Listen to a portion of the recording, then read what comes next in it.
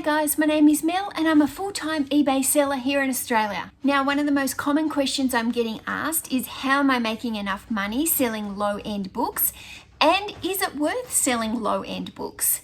So today I wanted to chat a little more about that. Now, most of the lower end books are the more common types of fiction. These are the type of books that you will find in abundance anywhere you go. They will be in your charity shops, you will find them on Facebook and Gumtree, you will find people giving them away for free. Now let's take these Vince Flynn books as an example.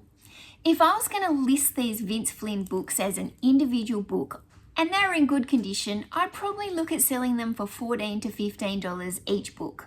Now, working on me, buying one of these Vince Flynn books for 50 cents and selling it for $14, then I'm going to make roughly a $3.45 profit on that book. Now, if I sell these books as a pair, I'm going to be able to sell the two of them for $20 to $22. I'm going to have the same cost in shipping. Instead of a cost of goods being 50 cents, it's only going to be $1. So if I sell these for $20, I end up making an $8 profit. Now, it's also much easier for me to find one buyer at $20 than two buyers at $15. So the buyer's point of view, they're getting a real bargain. They're getting two books for $20 instead of one for $15. And from me as a seller's point of view, I'm over doubling my profit than what I'd be getting if I was selling it individually. Now let's take these books as the next example. Now this is a small book by Sandra Hill. So you can see the size difference. Now, Sandra Hill writes historical romance novels about Vikings. And if I was to sell this little book on its own, I'd probably only get $12 at the most. But I've got 6 of these little Viking novels. Now, as you can see, I've paid 50 cents for each of these books. Let's say I sell my Viking book for $12 for one book. What that's going to mean is I'm going to pay $7.16 in post. I'm going to pay $1.80 eBay fees off a $12 sale. It's going to cost me about 80 cents in the padded mailer, and it's going to cost me 50 cents for the cost of the book. But if I sell 6 of those books together, I'm going to sell them for about $45. Now, the customer thinks they're getting a deal because one book's $12 or 6 books is $45. Now, those 6 books still fit in the same size small mailer. It's $7.16 to post.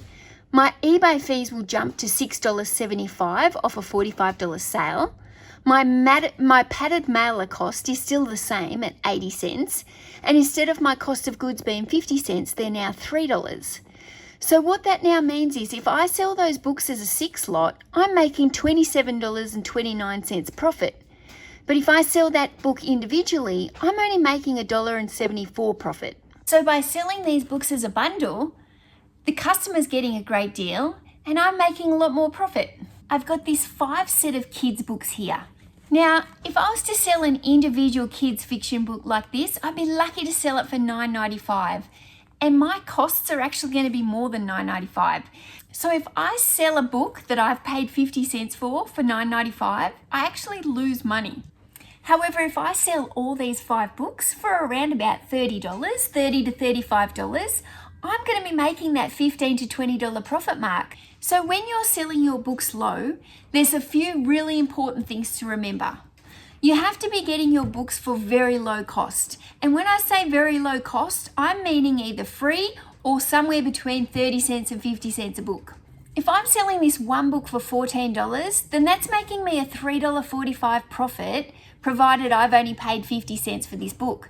So you can see if you go into a shop and you pay up and you pay $1 or $2 for a book like this, you might only be making $1 profit, which is just not enough and it's not worth your time. However, by selling the 2 books together for the $20 to $22 mark and making an $8 to $10 profit, then that's most certainly worth my time, especially if I'm buying these books for 50 cents each.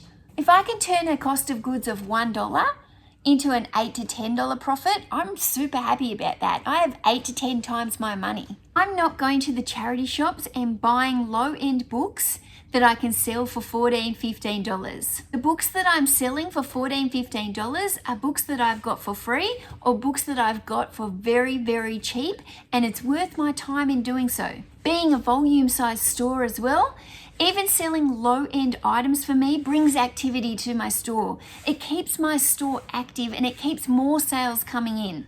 The other thing with low-end sales is that I often get people buying multiple books from me. And the more multiple books I sell, the more I can combine the postage, which means the more profit in my pocket. If you have books by the same author, if you have books in the series, and these are low-end books, then my advice is to bundle them up so that you can make more profit. People like buying multiple books by the same author because it comes in one delivery. They're not ordering one book from this seller, one book from that seller.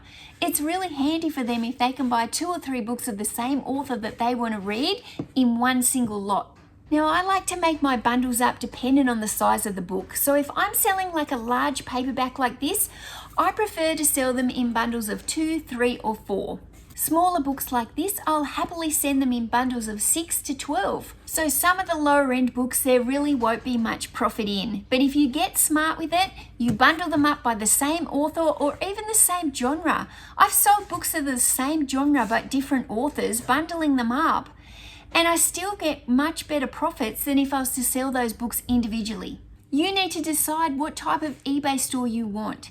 If you don't have a lot of space to store the low-end books, then I'd highly recommend staying away from them altogether. So the biggest tip for buying low-end books is just don't spend too much money on them. Don't go to the charity shop and go, "Oh, Vince Flynn, I'm going to pay $2 to $3 a book for him." Nah. You won't make enough money on it. But if you're getting these books for cheap, if you're getting them for free, then definitely they're worth selling on for those lower profits. Now, if you want to learn more about how to sell on eBay, just click the link above and I'll take you to one of my other videos which shows you how I search for high selling books.